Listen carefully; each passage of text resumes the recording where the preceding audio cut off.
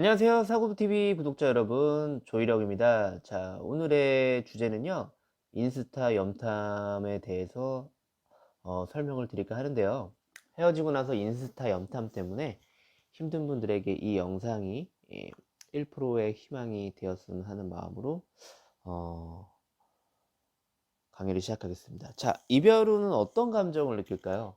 일단 헤어지게 되면 두 가지의 유형으로 나누어집니다. 첫 번째는 헤어짐 앞에서 아쉬운 사람과 헤어짐 앞에서 아쉽지 않은 사람으로 나누어지죠. 아쉬운 사람은 매달리는 쪽이 되는 거고요. 아쉽지 않은 사람은 매달리지 않고 보통은 이별을 통보한 쪽에 해당이 됩니다. 자, 그럼 어떤 심리가 있을까요? 아쉬운 사람은 갑작스러운 이별로 인해서 자기 자신이 지금 이 사람과의 어떤 재회에 대해서 간절해집니다. 그러다 보니까 그 사람을 붙잡기도 하고 찾아가기도 하고 주변의 사람한테 도움을 요청하기도 하지만 결론적으로는 상대방은 냉정한 모습을 보이는 거죠. 근데 사실은 그게 냉정한 게 아니라 매달리는 사람이 아쉽지 않은 사람한테, 즉 아쉬운 사람이 아쉽지 않은 사람한테 대응을 잘 못했기 때문입니다.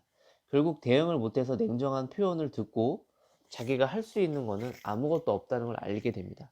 그때부터 뭔가 그 사람이 어떤 심리로 나를 생각하고 있고 나를 정말 잊었는지, 혹은 다른 사람이 있는지, 아니면 다른 사람이 생겨서 이별을 했는지, 그런 것들을 막 혼자 찾아보고 연구하고 생각하게 됐다.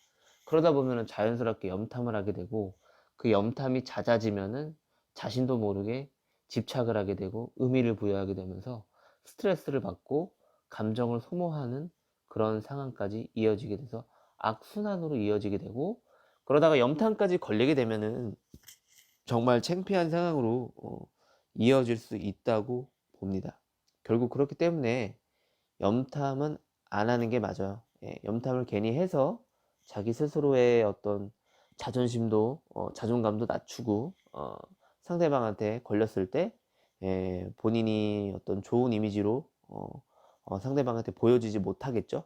그렇기 때문에 헤어지고 나서 이렇게 염탐하는 것들은 안 하셨으면 좋겠어요. 자, 그러면 왜 굳이 또 염탐에 대해서 이렇게 집착을 하는 걸까요? 염탐을 해야 그 사람의 심리를 알고 재회를 잘 할 수 있다라고 생각을 하는 것 같아요. 물론 맞죠.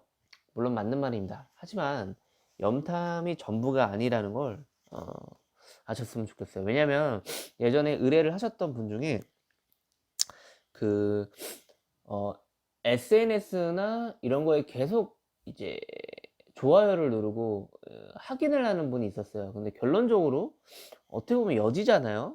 겉으로 봤을 때는. 근데 결론적으로 나중에 연락을 해서 막상 만나서 얘기를 나누어 보니 다음 달에 결혼을 한다 하더라고요. 결론적으로는 결혼하기 전에 전 사람에 대한 어떤 뭐 생각, 뭐 그립다는 표현보다는 그냥 생각이 난 거죠. 어떻게 지내고 있는지, 정말 어떻게 살고 있는지. 그렇기 때문에 이 염탐은 어, 내가 염탐을 한다고 해서 그 사람의 심리를 정확하게 아는 건 아니에요. 결론적으로는 선연락이 와야 여지라고 볼 수 있습니다. 즉 상대방이 나한테 헤어지고 나서 먼저 연락을 해주는지 먼저 연락을 해주지 않는지를 한번 보고 판단해서 대응을 하시는 거를 저는 추천해 드리겠습니다. 그렇기 때문에 염탐에 대해서 의미를 두지 마시고, 염탐을 하는 이유가 보여지는 게 전부가 다가 아니라는 거 아셨으면 좋겠고, 나 또한 염탐도 하지 않는 것이 가장 좋다고 봅니다. 자, 그러면 염탐을 하는 방법들은 뭐가 있을까요? 인스타로 예를 들어드리면 크게 세 가지가 있어요. 첫 번째는 뭐 비행기 모드로 그냥 보면 돼요. 비행기 모드로 누르고 보면 됩니다. 두 번째는 상대방을 차단한 상태에서 보면 돼요. 대신에 차단을 한 상태에서 24시간이 지나고 풀어야 흔적이 남지 않습니다, 스토리에. 그리고 세 번째는 다른 부계정을 만들어서 보시면 돼요.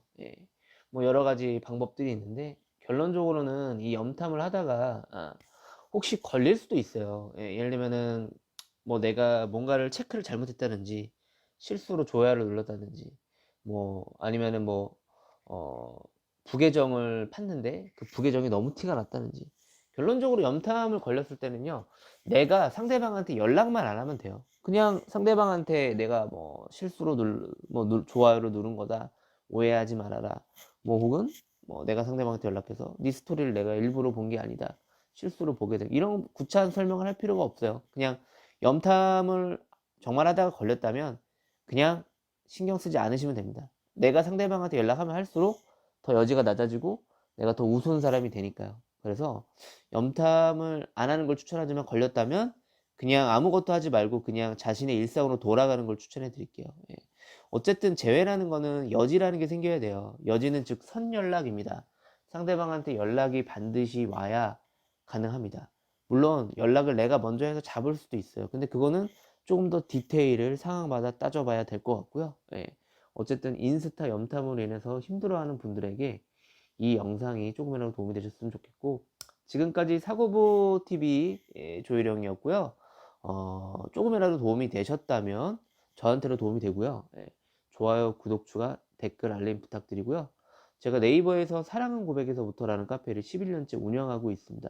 거기 가보시면은 회원분들이랑 소통할 수 있는 방법도 많고, 다른 분들의 어떤 성공 후기나 상담 후기나 아니면 연애 고민 후기들도 있으니까 그런 거를 참고하셔서 지금 상황에서 조금이나마 도움이 되셨으면 좋겠습니다.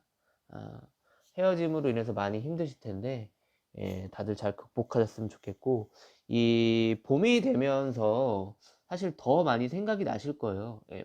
근데 반대로 상대방도 더 많이 생각이 날 수도 있어요. 예. 그러니까 3월, 4월에는 재회에 대한 어떤 타이밍이 더 많이 오는 것 같아요. 예. 그러니 희망을 잃지 마시고요. 저는 이만 물러가보도록 하겠습니다. 자, 사고보 TV 구독자 여러분, 안녕.